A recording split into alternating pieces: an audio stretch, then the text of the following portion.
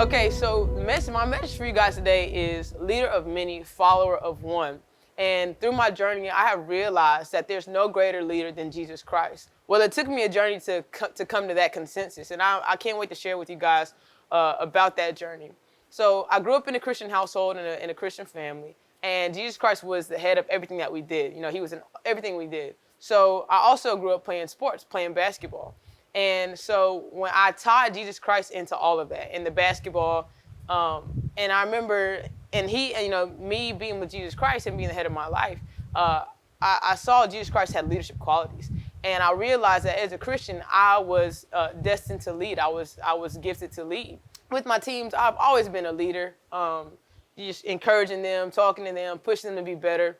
And I'd tie Jesus Christ into those things. So I remember I had AAU tournaments, and we had games on Sundays. And so we couldn't go to church. Well, after our games or before our games, I'd bring my team together, and we'd have 5-minute devotions, just because I understood that we needed Jesus Christ, right? And so along my journey, I've always been successful in basketball. God has been good to me in that respect. So I mean, my middle school team won championships, my high school team won championships, and even in college, I won championships. Well, I like to think that part of that was because of my leadership. I like to be encouraged, and I like to push my teammates to be better, and I also wanted to set an example. So that's everything that I did. I worked hard, I would encourage my teammates, and I would push them to be better, because that's the type of leadership that I wanted. Well, that's what brought us to be so successful. My teams always worked hard, my teams encouraged each other, and we always pushed each other to be better. Well, I didn't get that example from my own. I got that from Jesus Christ, the greatest leader of all time. And there's 4 things that I realized that came from Jesus Christ's leadership. Jesus Christ was following somebody who was greater than himself. He was encouraging his disciples. He led by example, and he pushed his disciples to be better. Well, the best thing that you can do is follow somebody to be a great leader. We always talk about the Michael Jordans and the Kobe Bryants, and we say they're great leaders. Why? Because they were successful. But were they great teammates? What did they do? What did they instill in their teammates that made their team so good? Well, I don't know what it was, but I know that it was good and it worked. But I know somebody who took a group of 12 men and saved millions of people. That's leadership. God took underdogs. Jesus Christ took underdogs and made them champions. That is good leadership, but how did he do it? Like I said, he followed somebody who was greater than himself, God.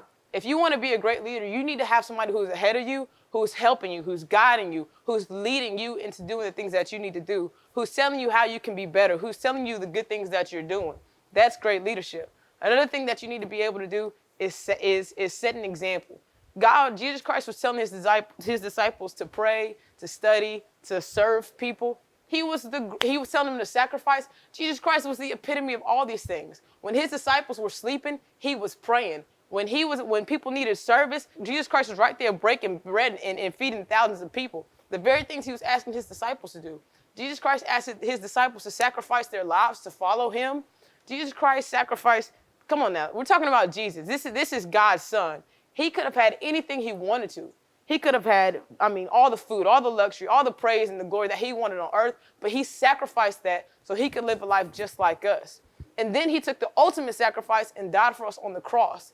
When he was asking his disciples to sacrifice, he wasn't asking them to do something that he wasn't doing himself. That is leadership. Doing more than you're asking the people who are under you to do. And then Jesus Christ pushed his disciples. When they weren't living right, when they were lacking faith, he said, I have had faith. You have faith. When they were struggling, he was helping them to be better. That's good leadership. He was encouraging them. Whenever they were struggling, whenever they were having a hard time, Jesus Christ was right there, and that's what good leadership does. Well, take it to your team, your basketball teams, your football teams, whatever you're doing, how are you leading them? Are you following somebody greater than yourself? Are you listening to your coach? Do you have somebody who's in the church who's helping you and giving you tips? Are you doing those things? When it comes to pushing your teammates, I get it. It's tough. Sometimes you don't want to be that person and that teammate because it might get awkward in the locker room. But are you helping your teammates be better? If they're slacking one day, are you saying, hey, I know you can do better. Let's be better. When they're down or they're having a bad practice, are you encouraging them, giving them a pat on the back and saying, listen, you're good. You got to sometimes remind your teammates of who they are. You're a good player. Listen, get back to what you usually do. And are you leading by example? Are you working harder than everybody else? Are you in the gym or on the field practicing more than they are? Are you working the hardest in practice? Can they look at you and say, man, that's a great leader, I want to follow them? Let me tell you something. If you do those 4 things, you will always be successful. That's how you win championships. That's how you win games. And that's how you go down and you influence people's lives. They're going to remember those championships. They're going to remember those games, but they're going to remember your leadership, and they're going to be better because of it. So listen, if you want to be a great leader, if you want to lead many and follow one, follow Jesus Christ, because he set the example. Let me tell you something. When you do that, you're not only going to change their lives, your lives will be changed.